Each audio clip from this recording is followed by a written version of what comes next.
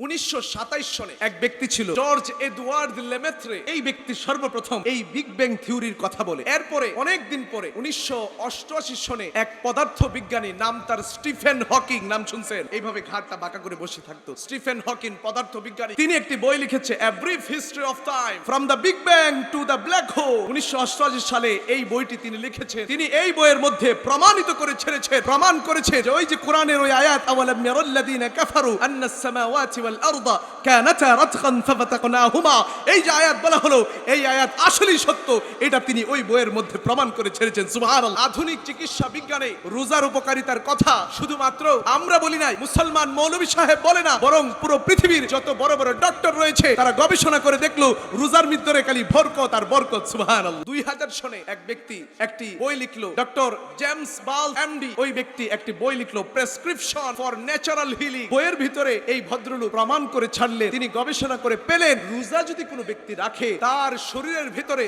স্থিত কিছু বিষাক্ত পদার্থ রয়েছে, এগুলো রোজার কারণে দূরীভূত হয়ে যায়। সুবহানাল্লাহ। আলিফ লাম মিম যালিকাল কিতাবু লা রাইবা ফীহি হুদাল লিল মুত্তাকিন।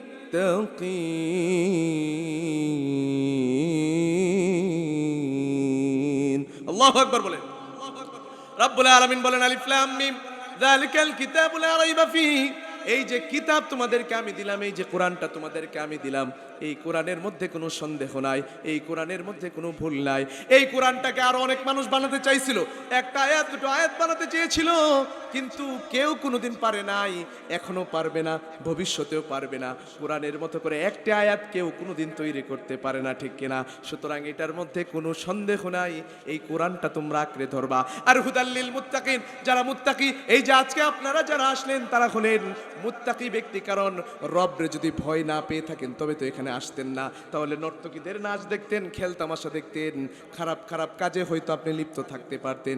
কিন্তু রবরে ভয় পান, জাহান্নাম রে ভয় পান, জান্নাতে যেতে চান, এই জন্যই তো আজকের মাহফিলে চলে এসেছি, ঠিক কিনা? তাহলে আমাদের জন্যই কোরআনটা হচ্ছে হেদায়েত স্বরূপ। সুবহানাল্লাহ, আল্লাহু আকবার। তাহলে কোরআনটা আমাদের জন্য হেদায়েত স্বরূপ। নবীজি সাল্লাল্লাহু আলাইহি ওয়াসাল্লাম কি যে রহমত, তিনি এই কোরআনটা আমাদেরকে দিয়ে গিয়েছেন।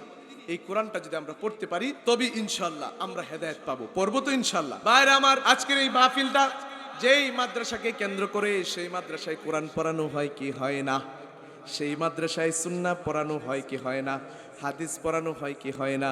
তাহলে আমার সন্তানগুলোরে যদি কোরআনের আলোয় আলোকিত করতে পারি, কোরআনের রঙে রাঙাতে পারি, তবেই তো আমি সম্মানিত হব, তবেই তো আমার ছেলেটা ভালো ছেলে হবে, ঠিক কিনা?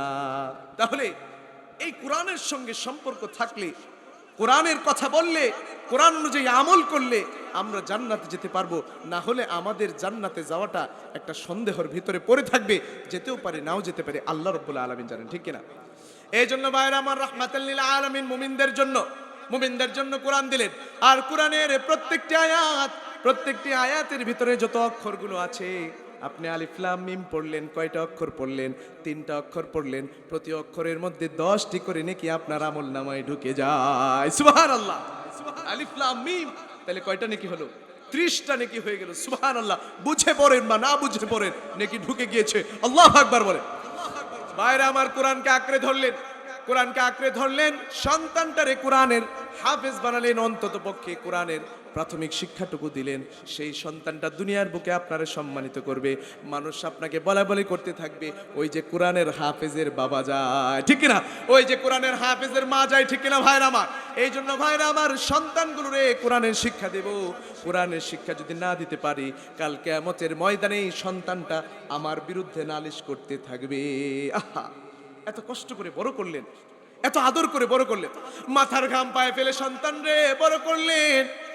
আপনি না খেয়ে সন্তানকে খাওয়ালেন, না পরে সন্তানকে পড়ালেন, রাত্রিবেলায় আপনি ঘুমাতেন না, সন্তানের কি কোনো কিছু হলো কিনা?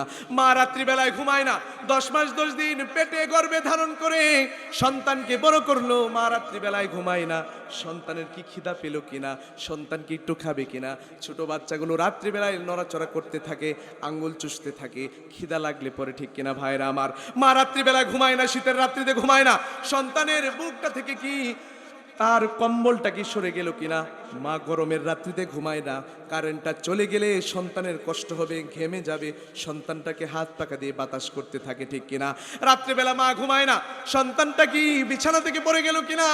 এত কষ্ট করে সন্তানটারে বড় করলেন, মাথার ঘাম পায়ে ফেরে বড় করলেন, সেই সন্তানটা যদি বড় হয়ে আপনি যদি কোরআনের শিক্ষা না দেন, যদি অন্য শিক্ষা দেন, যদি সে নেশা পানি করে আর মানুষের সঙ্গে অত্যাচার জুলুম করে, তবে আপনার সম্মান বাড়বে না কমবে ভাইরা আমার? এবার ভাইরা আমার, দুনিয়ার জীবনে আপনি লাঞ্ছিত হবেন, দুনিয়ার জীবনে জুতার বাড়ি খাবেন। এবার কাল কিয়ামতের ময়দানে এই সন্তানটা আপনার বিরুদ্ধে রবের কাছে নালিশ করতে থাকবে, রব্বুল আলামিন এই পিতামাতার আগে ধরো, এরাই আমাকে পথভ্রষ্ট করেছে। ওয়াকালু রব্বানা ইন্না আতা'না সাদাতানা ওয়া কুবারানা ফাআদাল্লুনা সাবিলা। কাল কিয়ামতের ময়দানে রব্বুল আলামিন বলবে, রব এই যে আমার পিতামাতা, এরাই তো আমারে ধ্বংস করলো, এই যে আমার নেতা, এরাই আমারে ধ্বংস করলো, এই যে আমার বড় ব্যক্তিরা, এরাই আমারে ধ্বংস করলো। কোনোদিন বলেও নাই যে অন্তত কায়দাটা পড়, অন্তত কোরআনের প্রাথমিক শিক্ষাটা তুই গ্রহণ কর। ডাক্তার ইঞ্জিনিয়ার বানান আমাদের কোনো সমস্যা নেই, কিন্তু কোরআনের প্রাথমিক জ্ঞান যদি আপনি না দেন, সেই সন্তানটা হয়তো ভালো হয় না, 99%এই সেই সন্তানটা খারাপ হয়ে যায়। তাহলে কাল কিয়ামতের ময়দানে রব্বুল আলামিনকে বলবে, রব এই যে আমার পিতামাতা, এরাই আমাকে ধ্বংস করেছে, পথভ্রষ্ট করেছে, এদেরকে আগে জাহান্নামে নিয়ে যাও, এরপরে আমার নিয়ে যাও, ঠিক কিনা? খুব ভালো হবে সেদিন সবার সামনে জাহান্নামের বাপ যায়, জাহান্নামের মা যায়, তাহলে খুব সম্মান হবে সেদিন। এই জন্য ভাইরা আমার, সন্তানগুলারে ভালো করতে হবে, করবো তো ইনশাল্লাহ। আপনি ডাক্তার ইঞ্জিনিয়ার বানান, কোনো সমস্যা নেই, তো প্রাথমিক শিক্ষাটা দেন না। আপনি দেখবেন করোনার সময় ছেলে মেয়েগুলো পিতামাতারে ছুঁয়েও দেখে নাই, বলে আমাদের শরীরে করোনা হবে, পিতামাতাকে ছুঁইতে পারবো না। বলছে কি বলছে না? ফোন দিয়ে বলে হুজুর নিয়ে যান, আপনারা তাকে নিয়ে জানাজার নামাজ পড়িয়ে দাফন কাফন করে আসেন, আমরা ধরতেও পারবো না।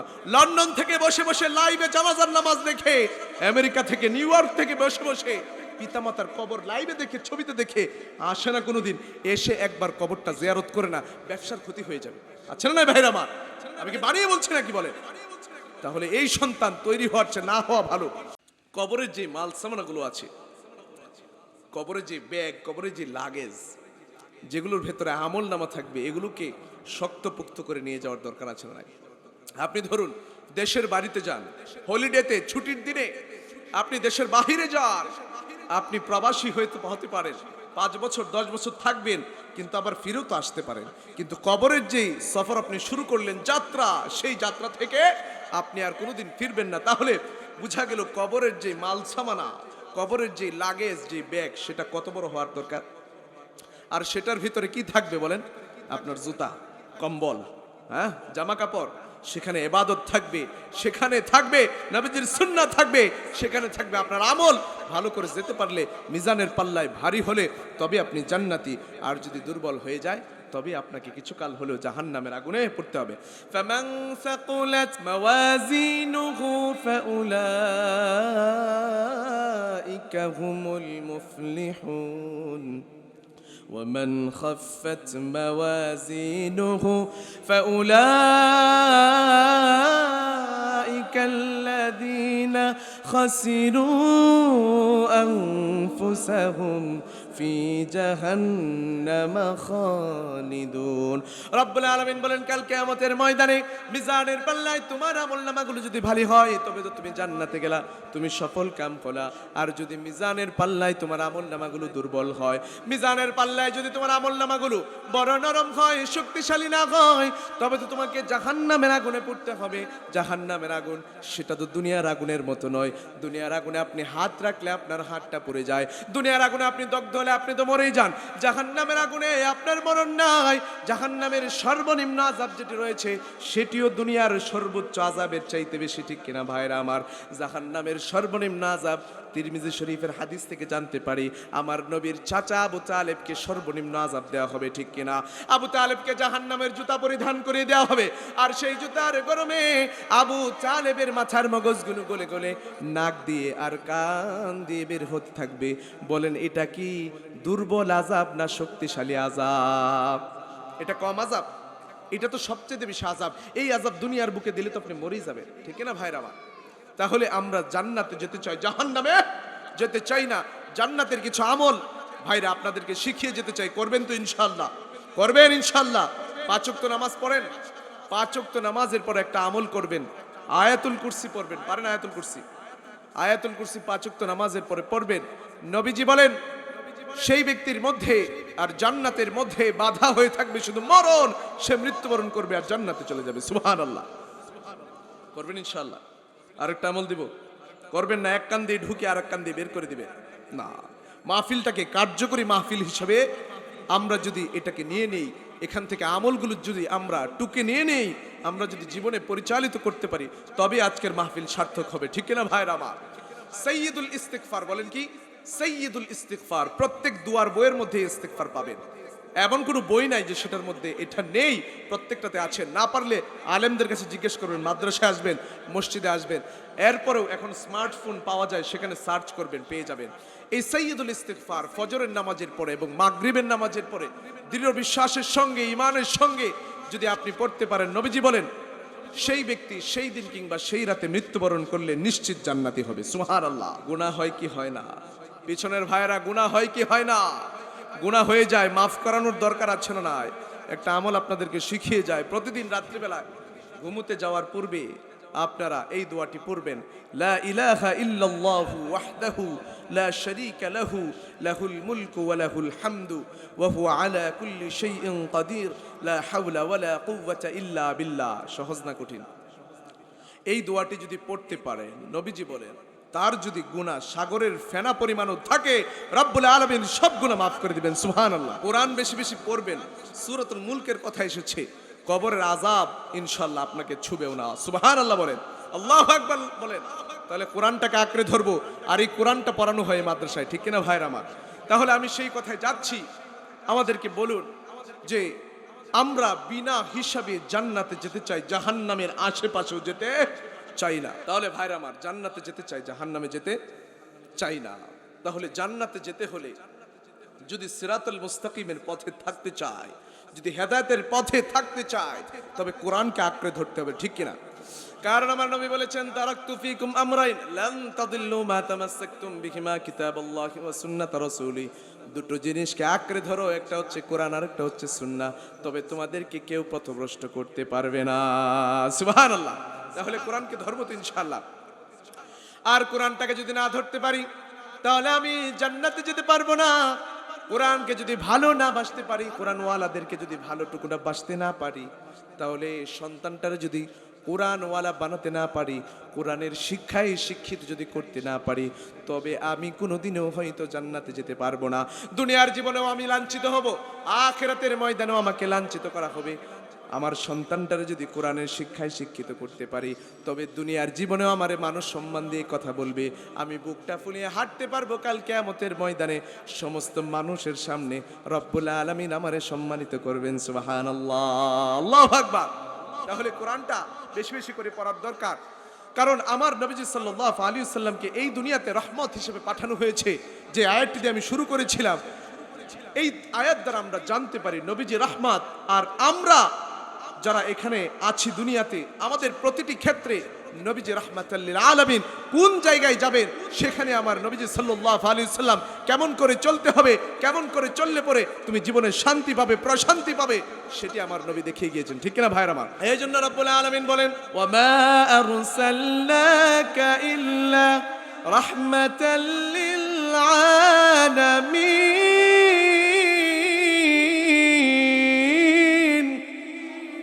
রব্বুল আলামিন বলেন, আমি নবীকে পাঠালাম শুধুমাত্র মানব জাতির জন্য নয়, শুধুমাত্র দানব গোষ্ঠীর জন্য নয়, শুধুমাত্র ফেরেশতাদের জন্য নয়, শুধুমাত্র জিন জাতির জন্য নয়, আমি নবীকে পাঠালাম পুরো পৃথিবীবাসীর জন্য রহমত স্বরূপ। সুবহানাল্লাহ, আল্লাহু আকবার। কাফেরদের জন্য রহমত, আবার মুমিনদের জন্য রহমত। সুবহানাল্লাহ। মুমিনদের জন্য কেমন রহমত? ইমাম তাবারি রাহমাতুল্লাহি আলাইহি আয়াতের তাফসীরে বলেন, আমার নবী সাল্লাল্লাহু আলাইহি ওয়াসাল্লাম মুমিনদের জন্য রহমত। কেমন রহমত? মুমিনরা যদি আমার নবীর কথা মতো চলতে পারে, নবীর পদাঙ্ক অনুসরণ করে চলতে পারে, তাহলে মুমিনগণ কাল কিয়ামতের ময়দানে জান্নাতুল ফেরদৌসের মালিক হবে। সুবহানাল্লাহ। আমার নবীর উপরে যদি ঈমান আনতে পারে, আমার রবের উপরে যদি ঈমান আনতে পারে, যদি প্রকৃত মুমিন হতে পারে, তবেই সে সফল কাম হবে। যদি মুমিন হতে না পারে, তবে সে দুনিয়ার জীবনে যত সফলতাই লাভ করুক না কেন, সে সফল কাম হবে না, ঠিক কিনা? এই কথাটি রব্বুল আলামিন সূরাতুল মুমিনুনের প্রথম আয়াতে বলেন, কদ আফলাহাল মুমিনুন।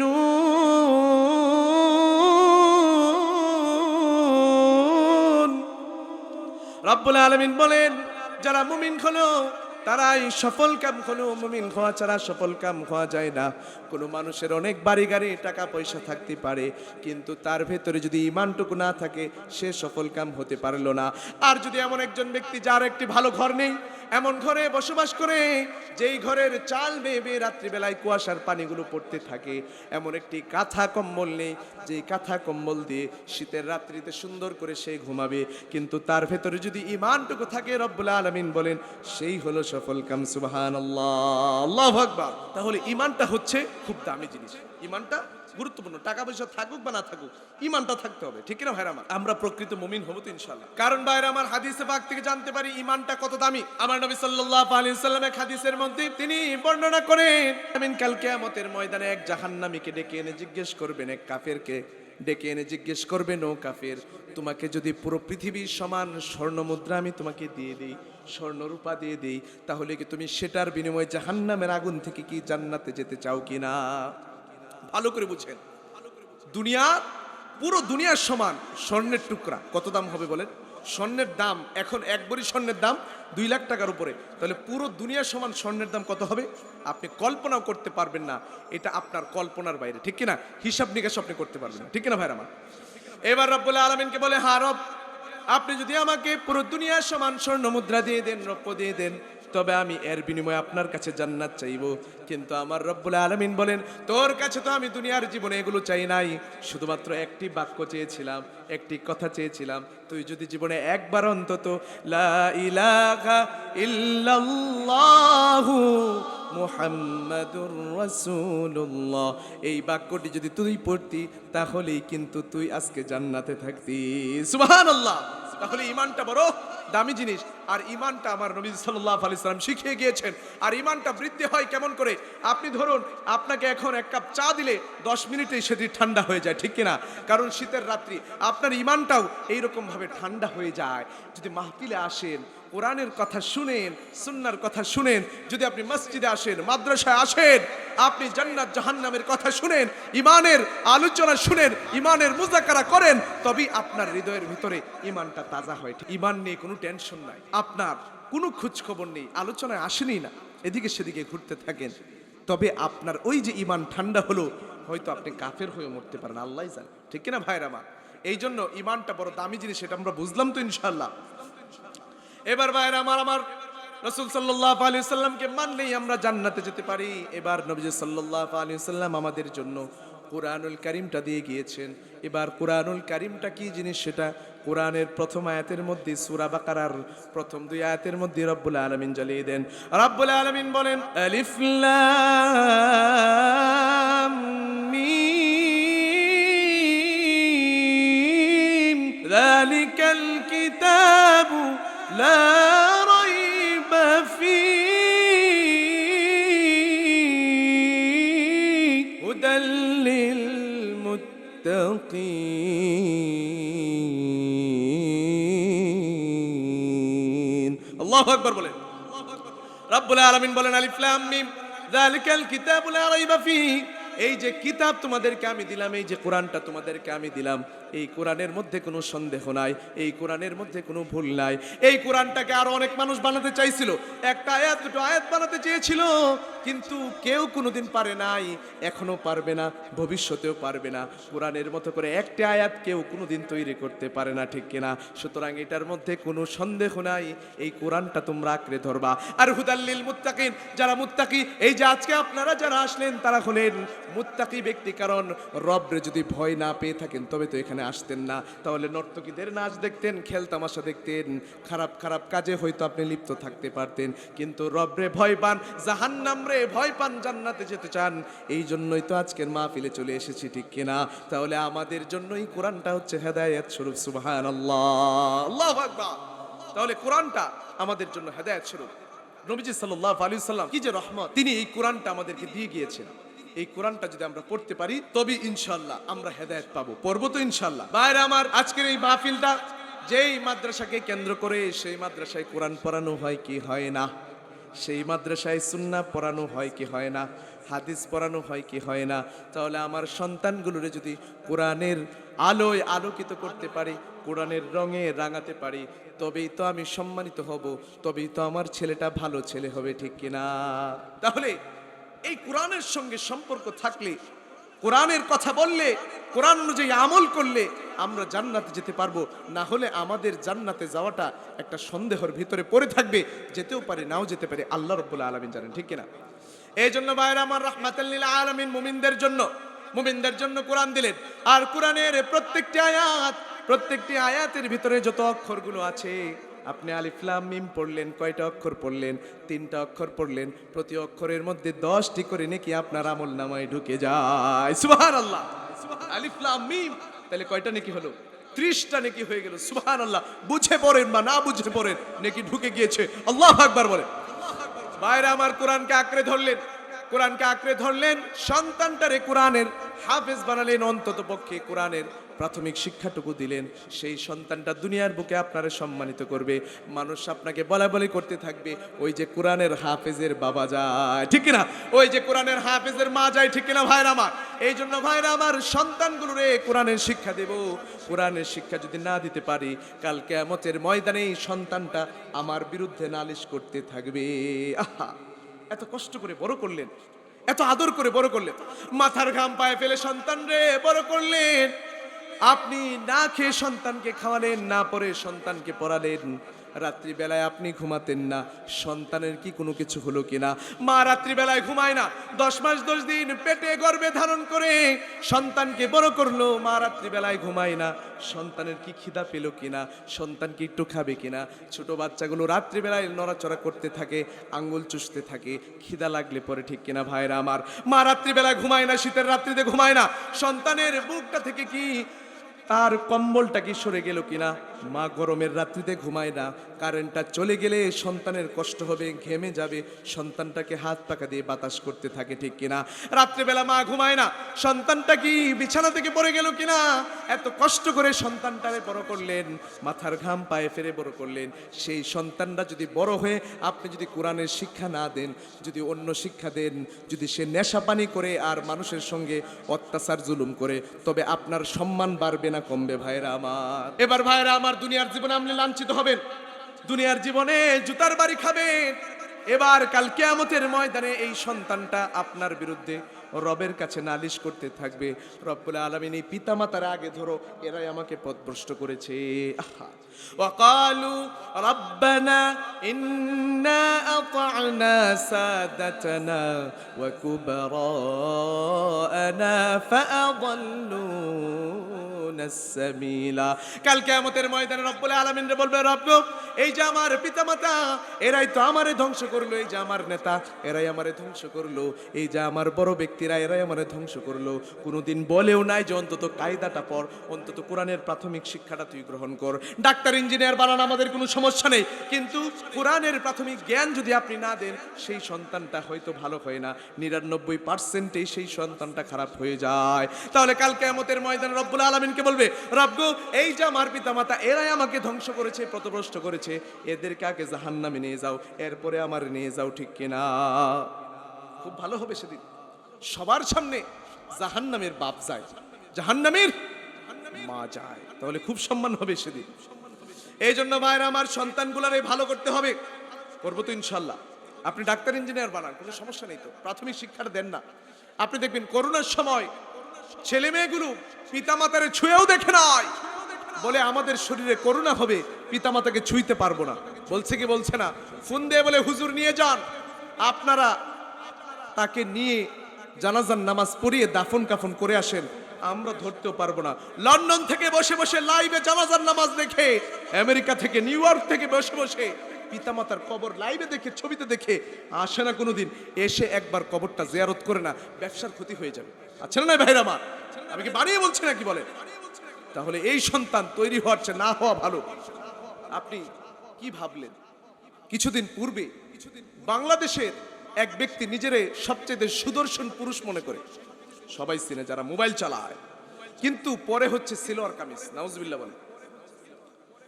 নিজের সুদর্শন পুরুষ মনে করে মেকআপ করে, আর পরে সিলোয়ার কামিজ, এটা ভাইরাল। আমি নাম বলবো না, নাম বলে আবার মুখ নষ্ট করবো না। এই লোক করলো কি? পিতা মারা গেল, কি সুন্দর দাড়ি আছে, কি সুন্দর টুপি আছে। পিতা মারা যাওয়ার পরে সে জানাজার নামাজে দাঁড়ালো, দাঁড়িয়ে কোন দিক দিয়ে তাকবীর বলা হলো, কোন দিক দিয়ে সালাম ফেরানো হলো, ওই ব্যক্তি বলতে পারে না। হঠাৎ করে দেখে কি ব্যাপার, সব তো শেষ হয়ে গেছে, এবার সেও চলে যায়। আহা, পিতা সন্তানটারে কোরআনের শিক্ষা দেয় নাই, ভালো মানুষ বানাতে পারে নাই। এইরকম সন্তান জন্ম নেওয়ার চেয়ে না নেওয়া ভালো, ঠিক কিনা ভাইরা? কি করলেন আপনি? এত কষ্ট করে কি লাভ হলো? এই ছেলে যদি জানাজার নামাজটাই পড়তে পারে না। আমরা বাংলাদেশে অনেক জানাজার নামাজ দেখেছি, কিন্তু দেখেছি সামনে মানুষজন দাঁড়িয়ে এদিকে ওদিকে তাকিয়ে থাকে, দুয়াই পড়তে পারে না, ঠিক কিনা ভাইরা আমার?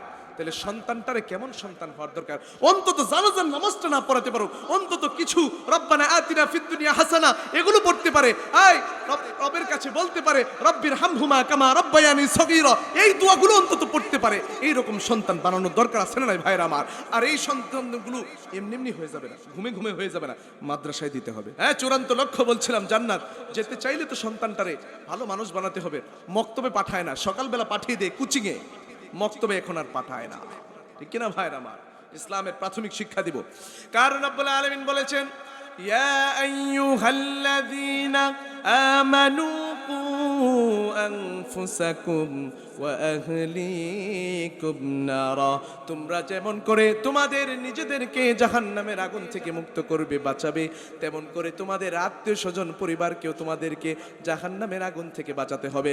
কারণ আপনি সন্ন্যাসী জীবন গঠন করে, আপনি একা একা পাহাড়ে বসে বসে, আপনি একা একা জঙ্গলে বসে বসে জান্নাতে যেতে পারবেন না।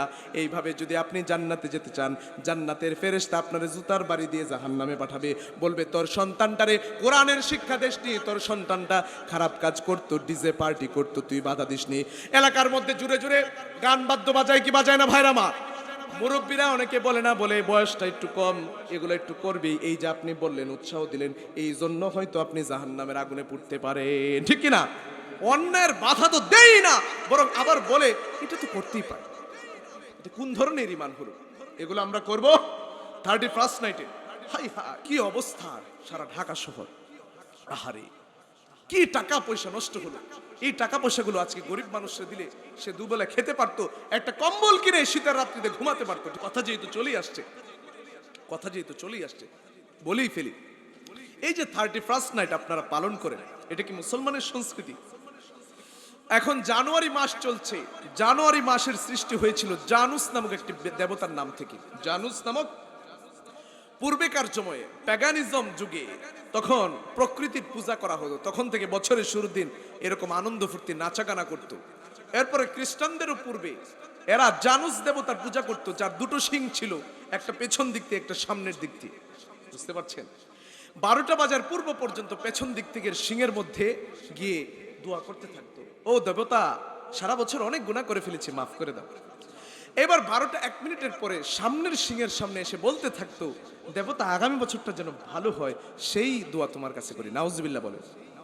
তাহলে এটা মুসলমানদের সংস্কৃতি, আর ইহুদিদেরও সংস্কৃতি না, খ্রিস্টানদেরও সংস্কৃতি না, এটা তো যারা প্রকৃতি পূজা করে তাদের জন্য। তাহলে এটা সবচাইতে বেশি করে মুসলমানের বাচ্চাগুলো পূজা হইলেই দেখবেন মুসলমানের বাচ্চাগুলো সবচাইতে বেশি যায়, ঠিক না ভাইরা মা? কেন? তোমার গরুর মাংস তো সে খায় না, তোমার কুরবানি ঈদের দিনে তো সে আসে না, আরে তোমার পাশের দেশ ভারতে গরুর মাংস খায় দেখে তাকে প্রকাশ্যে জব করে হত্যা করা হয়, ঠিক কিনা? কিসের ঈমান? তুমি কি দেশকে ভালোবাসো, কি ইসলামকে ভালোবাসো?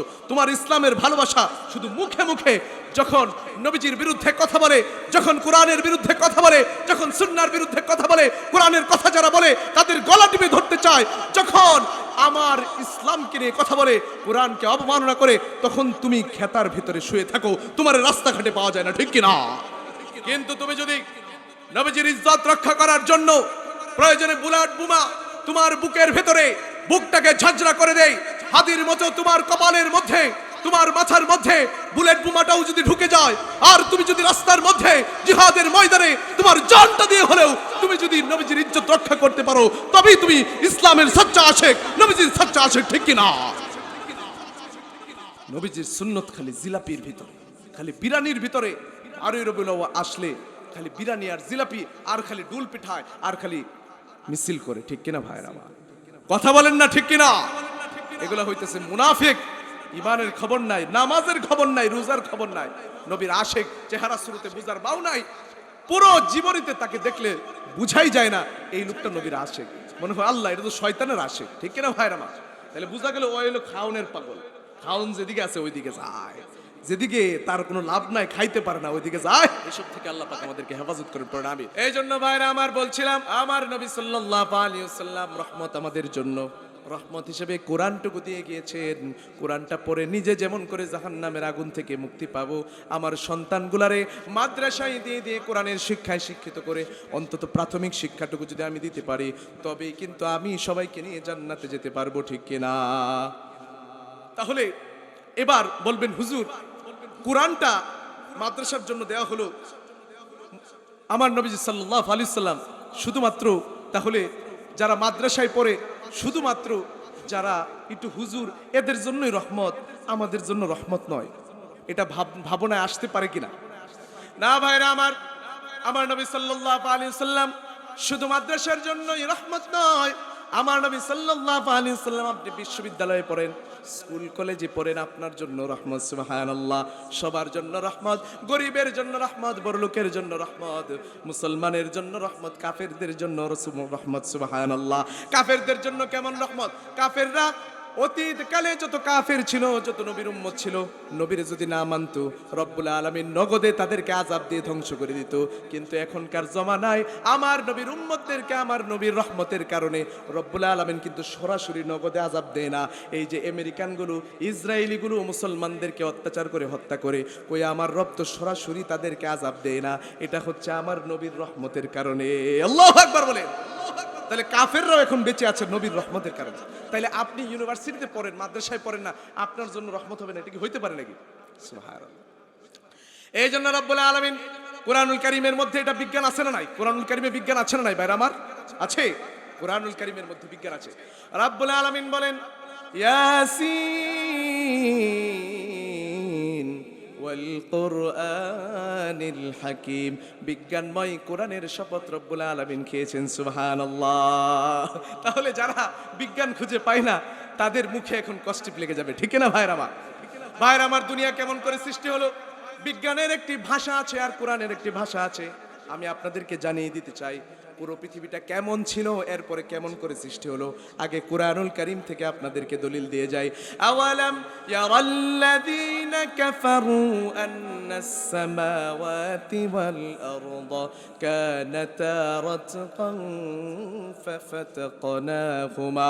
আমার রব্বুল আলামিন বলে, আওয়ালাম ইয়ারাল্লাযীনা কাফারু, কাফেররা কি দেখে না, কাফেররা কি বুঝে না, সুঝে না?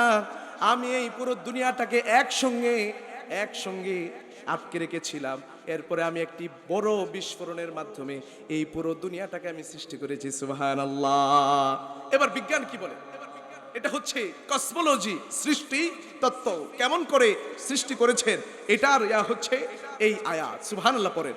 বিজ্ঞান বলছে পুরো পৃথিবীটা একসঙ্গে ছিল, একটার সঙ্গে একটা, সবকিছু আসমান জমিন সূর্য নক্ষত্র সবকিছু একসঙ্গে মিলেমিশে ছিল, সুবহানাল্লাহ বলে। ওই কোরআনুল কারীমের মধ্যে এই কথাটা আছে। বিজ্ঞান এটাকে বলে মহা একত্ব, বাংলায়, ইংরেজিতে বলে সিঙ্গুলারিটি, অর্থাৎ কি সব একটা বিন্দুর মতো একসঙ্গে লেগেছিল। এই দুনিয়া আসমান জমিন যা আছে সব একসঙ্গে লেগেছিল। এরপরে বিজ্ঞান বলছে, এরপরে বিগ ব্যাং থিওরির মাধ্যমে, শুনছেন এই থিওরির কথা, বিগ ব্যাং থিওরি, যারা বিজ্ঞানের ছাত্র এরা ভালো করে বুঝবে, বিগ ব্যাং থিওরির মাধ্যমে এই পুরো দুনিয়াটা আলাদা আলাদা হয়েছে। সুবহানাল্লাহ বলেন। তাহলে বিজ্ঞানেরও ভাষা আছে, বিজ্ঞান কি কোরআনের আগে সৃষ্টি হয়েছে না পরে সৃষ্টি হয়েছে? বলেন, কথা বলেন না। বিজ্ঞানকে আগে না কোরআন আগে? 1400 বছর পূর্বে এই বিজ্ঞানের এই কথাগুলো কোরআনে রব্বুল আলামিন আমার নবীর মাধ্যমে জানিয়ে গিয়েছিলেন। 1400 বছর পরে এখন এরা আস্তে আস্তে বের করে আর বলে না ঠিক আছে, কোরআনই ঠিক আছে। সুবহানাল্লাহ বলেন। 1927 সনে এক ব্যক্তি ছিল, জর্জ এডওয়ার্ড লেমেত্রে। এই ব্যক্তি সর্বপ্রথম এই বিগ ব্যাং থিওরির কথা বলে। এরপরে অনেক দিন পরে 1988 সনে এক পদার্থ বিজ্ঞানী, নাম তার স্টিফেন হকিং, নাম শুনছেন? এইভাবে ঘাড়টা বাঁকা করে বসে থাকতো। স্টিফেন হকিং পদার্থ বিজ্ঞানী, তিনি একটি বই লিখেছে, a brief history of time from the big bang to the black hole. 1988 সালে এই বইটি তিনি লিখেছেন।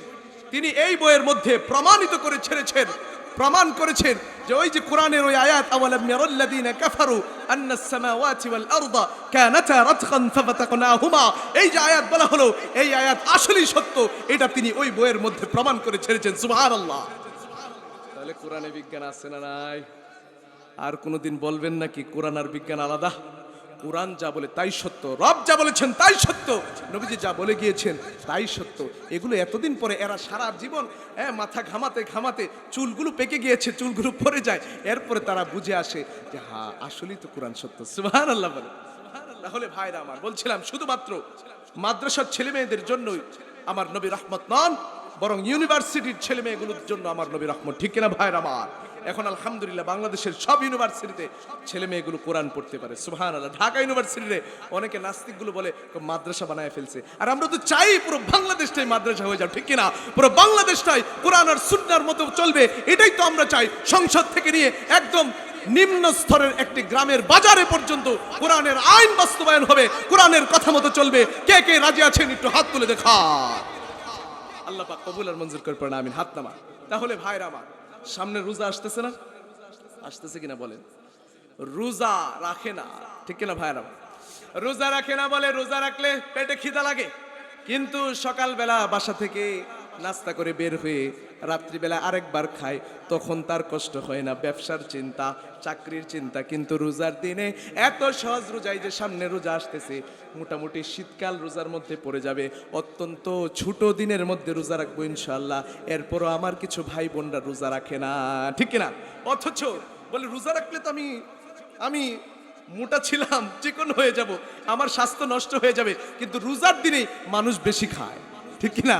ইফতারের মধ্যে বেশি খায়, সেহরিতে বেশি খায়, বরং রোজার মধ্যে যে পেটটা খালি থাকে দিনটা খুব ভালো যায়। তাহলে ভাইরা আমার, রব্বুল আলামিন বলেন, কুতিবা আলাইকুমুস সিয়ামু কামা কুতিবা আলাল্লাযীনা মিন ক্বাবলিকুম লাআল্লাকুম তাত্তাকুন। তোমাদের কাছে আমি রোজা দিলাম, রোজারে ফরজ করলাম, তোমরা রোজাটা রাখবা সুন্দর করে, যেমন করে পূর্বেকাল যারা ছিল তাদের উপরেও যেমন করে রোজা দিয়েছিলাম। লাআল্লাকুম তাত্তাকুন, যেন তোমরা মুত্তাকি হতে পারো, পরহেজগার হতে পারো, যেন তোমরা রবরে ভয় করতে পারো, রবের ভয় যেন তোমাদের ভিতরে চলে যায়। সুদ ঘুষ যেন তুমি না খাও, সুদ ঘুষ খাওয়ার সময় যেন তোমার রবের কথা চিন্তা হয়, হারাম ইনকামের সময় যেন তোমার রবের কথা চিন্তা হয়, খারাপ কাজটা যখন তুমি করবা তখন যেন তোমার রবের কথা চিন্তা হয়। এই জন্যই আমি তোমাদেরকে সিয়াম দিলাম। সুবহানাল্লাহ। ওই যে বিজ্ঞানের কথা বললাম, আধুনিক চিকিৎসা বিজ্ঞানে রোজার উপকারিতার কথা শুধুমাত্র আমরা বলি নাই, মুসলমান মৌলভী সাহেব বলে না, বরং পুরো পৃথিবীর যত বড় বড় ডক্টর রয়েছে তারা গবেষণা করে দেখলো রোজার ভিতরে খালি বরকত আর বরকত। সুবহানাল্লাহ। সুবহানাল্লাহ বলেন না আরো জোরে সরে? আল্লাহু আকবার। রোজার ভিতরে যে কি বরকত। 2000 সনে এক ব্যক্তি একটি বই লিখলো, ডক্টর জেমস বালস এমডি, ওই ব্যক্তি একটি বই লিখলো, প্রেসক্রিপশন ফর ন্যাচারাল হিলিং। বইয়ের ভিতরে এই ভদ্রলোক প্রমাণ করে ছাড়লেন, তিনি গবেষণা করে পেলেন রোজা যদি কোনো ব্যক্তি রাখে তার শরীরের ভিতরে স্থিত কিছু বিষাক্ত পদার্থ রয়েছে, এগুলো রোজার কারণে দূরীভূত হয়ে যায়। সুবহানাল্লাহ। আরেকজন লোক ছিল ডক্টর উসামা, হার্ভার্ড ইউনিভার্সিটির এই লোক। হার্ভার্ড ইউনিভার্সিটিতে তিনি একটা পরীক্ষা চালালেন। পরীক্ষাটা হচ্ছে কিছু এইডসের রোগী আর কিছু ক্যান্সারের রোগীদেরকে তিনি বললেন তোমরা রোজা রাখো, আর কিছুদেরকে বললেন তোমরা রোজা রাখবে না। এইভাবে তারা রোজা রাখার পরে এরপরে কিছুদিন পরে দেখতে পেল, তিনি পরীক্ষা করে দেখলেন যারা রোজা রেখেছিল তাদের রোগ প্রতিরোধ ক্ষমতা বেড়ে গেল, তাদের ক্যান্সার কমে গেল, তাদের এইডস কমে গেল, আর যারা রোজা রাখে নাই তাদেরটা ওই রকমই রয়ে গেছে আগের মতো। সুবহানাল্লাহ বলেন, আল্লাহু আকবার বলেন। আধুনিক চিকিৎসা বিজ্ঞানও তাহলে রোজার উপকারিতা আছে না নাই? আল্লাহু আকবার। ডক্টর জুফরে এই ব্যক্তি বলল রোজাটা হচ্ছে it is like a hibernation. Hibernation মানে হচ্ছে নতুন করে জেগে ওঠা, নতুন করে আপনার যৌবন ফিরে আসা। রোজা যে ব্যক্তি রাখে কেমন যেন তার শরীরটা আরো সতেজ হয়ে যায়, নতুন করে কেমন যেন ফিরে আসে। অনেক সাপ দেখবেন সাপের খুলস বদল করে, সাপ তার খুলসটা পুরান হয়ে গেলে এটাকে ছেড়ে দেয়, নতুন খুলস তার হয়ে যায়। রোজা যে ব্যক্তি রাখবে তার বার্ধক্য কমে যায়। আল্লাহু আকবার বলেন। এরপরে দাউদ আলাইহিস সালামের যেই একদিন পর পর রোজার কথা, এটাকেও বিজ্ঞানীরা বলছে এইভাবে রোজা রাখলে পরে তার বার্ধক্য কমে যায়, সে আরো জোয়ান হতে থাকে। আল্লাহু আকবার বলেন। ক্যান্সারের রোগী রোজা রাখলে সে ভালো হয়ে যায়। সুবহানাল্লাহ বলেন। তাহলে এগুলো আমাদের কথা নয়, তাদের কথা। তারা রোজা বলে না, বলে ফাস্টিং। কি বলে? বলে ফাস্টিং। তাহলে রোজা রাখবো তো ইনশাআল্লাহ। বলছিলাম মাদ্রাসার জন্য যেমন রহমত, বিজ্ঞানের জন্য রহমত, ইউনিভার্সিটির ছেলে মেয়েদের জন্য রহমত, সবার জন্য রহমত। সুবহানাল্লাহ। ইউনিভার্সিটিতে পড়ে আপনি কি কোরআনের শিক্ষায় শিক্ষিত হতে পারবেন না? আরে ভাই, আমরা তো কওমি মাদ্রাসায় পড়েছি, আমরা আলেম হয়েছি, মুফতি হয়েছি, আবার ইউনিভার্সিটি থেকেও অনার্স মাস্টার্স করেছি। তাহলে আপনি পারবেন না কেন? আপনার সন্তানটারে কেন দিবেন না? এখন তো মাদ্রাসাগুলোতে ইংরেজি পড়ানো হয়, অঙ্ক পড়ানো হয়, তো ঠিক কিনা? একদম আপনার ওই যে লন্ডনের মতো, হ্যাঁ, ওইভাবে ইংরেজি পড়ানো হয়, আমেরিকানদের মতো ইংরেজি শেখানো হয়, ঠিক কিনা ভাইয়ের আমার? তাহলে দেন না, সন্তানটারে দেন না, কেন দিবেন না? ভাইয়ের আমার, কোরআনটা বলছিলাম জান্নাতে যেতে চাই, কিছু আমল দিয়েছিলাম। কোরআন শরীফ যে ব্যক্তি পড়বে, কোরআনকে যে আঁকড়ে ধরবে, সে কাল কিয়ামতের ময়দানে নাজাত পেয়ে যাবে। সুবহানাল্লাহ। আমার নবীর কাছে একজন ব্যক্তি এসে বলতে লাগলেন, নবী গো, আমি কোরআনের সমস্ত কোরআনটা পড়তে পারি না, কিছু অংশ পড়তে পারি। এবার নবীজি সাল্লাল্লাহু আলাইহি সাল্লাম বলতে লাগলেন, তুমি কিছু অংশটাকে আঁকড়ে ধরো, এই কিছু অংশের বদৌলতে তুমি নাজাত পেয়ে যাবে। সুবহানাল্লাহ। এই জন্য কোরআন পড়বো তো ইনশাআল্লাহ। কোরআনুল কারীম যে ব্যক্তি পড়ে আর যে ব্যক্তি পড়ায়, তাদেরকে বলা হয়েছে সর্বোত্তম ব্যক্তি, সর্বশ্রেষ্ঠ ব্যক্তি। তাহলে কোরআনের মহব্বত অন্তত যদি রাখি, বয়স চলে গিয়েছে আর কোরআন শিখতে পারি না, হুজুরের কাছে আসবো, মক্তবে আলিফ বা তাসা পড়বো, অন্তত এতটুকু পড়ার কারণে হয়তো কাল কিয়ামতের ময়দানে রব্বুল আলামিন আমারে সর্বোচ্চ সম্মানটুকু দিবে।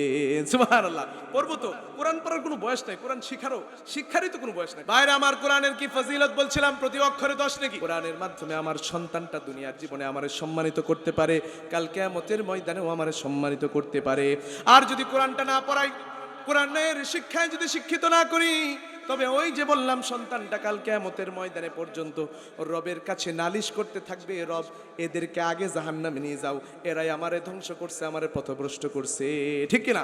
তাহলে ঠিক কিনা আলোচনা শুরু করেছিলাম, জান্নাতে যেতে চাই, জান্নাতে যেতে হলে মুমিন হতে হবে।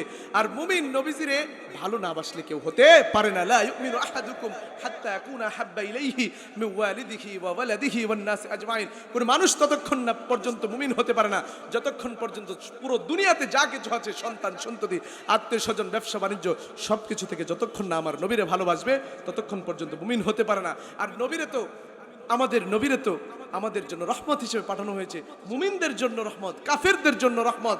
নবী তো মাদ্রাসার জন্য রহমত, মসজিদের জন্য রহমত, ইউনিভার্সিটির জন্য রহমত, আপনার মনে করেন জেনারেল লাইনের জন্য রহমত, মুমিন তো বিজ্ঞানের জন্য রহমত, সবার জন্য রহমত। সুবহানাল্লাহ, আল্লাহু আকবার। তাহলে আমার নবীজি সাল্লাল্লাহু আলাইহি সাল্লাম রাহমাতাল লিল আলামিন, এটা বুঝতে পারলাম তো।